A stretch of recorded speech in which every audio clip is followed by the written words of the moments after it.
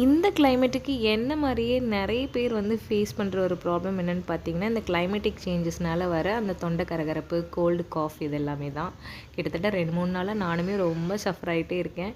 So இந்த கீரைக்காக அலன்னு அலைஞ்சோம். கடைசியில் பார்த்தா எங்கேயுமே கிடைக்காம ஃப்ரெண்டுக்கிட்ட சொல்லி அவங்க வீட்டிலேருந்து பறிச்சிட்டு வர சொல்லிவிட்டு கொடுத்தாங்க. ஸோ அதை வச்சு சூப்பரான ஹெல்த்தியான ஒரு முருங்கைக்கீரை சூப் தான் இன்றைக்கி நம்ம ரெடி பண்ண போகிறோம். வாங்க அது எப்படி செய்கிறதுன்னு சொல்லி பார்க்கலாம். ரொம்பவே ஹெல்த் பெனிஃபிட்ஸ் இருக்கிற இந்த ஒரு பொருள் வந்து பார்த்திங்கன்னா, நம்மளோட இம்யூனிட்டி பூஸ்ட் பண்ணுறதுக்கு, காஃப் எல்லாம் சரி பண்ணி கொடுக்குறதுக்கு, ஹீமோக்ளோபின் லெவலை வந்து இன்க்ரீஸ் பண்ணுறதுக்குன்னு எல்லாத்துக்குமே ரொம்ப சூப்பராக சப்போர்ட் பண்ணி கொடுக்கும். முருங்கைக்கீரையை வந்து நல்லா வந்து ஒரு கைப்பிடி அளவுக்கு எடுத்துக்கிட்டு அந்த குச்சி எல்லாமே சேர்த்து எடுத்துகிட்டு நல்லா கழுவி புளிஞ்சு எடுத்து வச்சுக்கோங்க.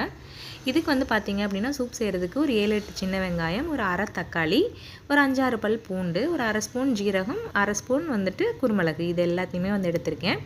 இந்த பூண்டு தவிர மற்ற எல்லாத்தையும் வந்துட்டு பார்த்திங்க அப்படின்னா நம்ம வந்து ஒட்டுக்கா போட்டுடலாம். பூண்டை மட்டும் கொஞ்சம் தட்டி யூஸ் பண்ணுற மாதிரி இருக்கும். நீங்கள் எல்லாத்தையும் வேணும்னாலும் எல்லாத்தையும் தட்டி யூஸ் பண்ணிக்கலாம். ஒரு 1/2 லிட்டர்லேருந்து 3/4 லிட்டர் அளவுக்கு வந்து தண்ணி வந்து நான் வந்து வடச்சட்டியில் வந்து எடுத்திருக்கேன். அதில் வந்து பார்த்திங்கன்னா இந்த கழுவி புளிஞ்ச கீரையை வந்து போட்டுட்டு, பூண்டை தவிர மற்ற எல்லா சாமானத்தையும் ஒட்டுக்கா போட்டுக்கோங்க. போட்டுட்டு பூண்டை வந்து நல்லா வந்து இடிக்கல்ல வந்து இடிச்சுக்கோங்க. கூடவே வேணும்னா மிளகு, ஜீரகம் எல்லாத்தையுமே வந்து நீங்கள் போட்டு குருமிளகு எல்லாத்தையும் இடிச்சுக்கலாம். போட்டுட்டு தேவையான அளவு பெருங்காயத்தூள், ஒரு 1/4 ஸ்பூன் அளவுக்கு மஞ்சள் தூள், கல்லுப்பு சேர்த்து நம்ம வந்து நல்லா வந்து அதை பாயில் பண்ண விட்டுறலாம். நல்லா மிக்ஸ் பண்ணி விட்டுட்டு அதில் நல்லா ஒரு மூடி போட்டு மூடி வச்சுருங்க.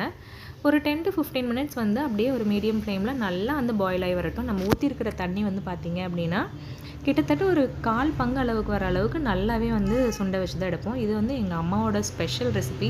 ரொம்ப சிம்பிளான ரெசிபி தான். ஆனால் அதோட டேஸ்ட் வந்து வேறு லெவலில் இருக்கும். நல்லா கொதிக்க கொதிக்க அதோட வாசம் பார்த்திங்கன்னா கமகமகமன்னு வரும். செம்மையாக இருக்கும். நீங்கள் ட்ரை பண்ணி பாருங்கள். நம்மளோட இம்யூனிட்டி லெவலை வந்து பூஸ்ட் பண்ணுறதுக்கு, நம்மளோட தொண்டை வலி, தொண்டை கரகரப்பு, சளி பிடிச்சிருக்கிறது, அதோட ஒரு ஃபீலிங் எல்லாம் இருக்கும் இல்லையா, ஒரு மாதிரி இரிட்டேஷன் ஃபீல், அது எல்லாத்தையுமே சூப்பராக வந்து க்யூர் பண்ணி கொடுக்கும். நீங்கள் இது வரைக்கும் இந்த மாதிரி ஒரு ரெசிபி ட்ரை பண்ணதில்லைன்னா ட்ரை பண்ணி பாருங்கள். இந்த கிளைமேட்டுக்கு செம்மையாக இருக்கும்.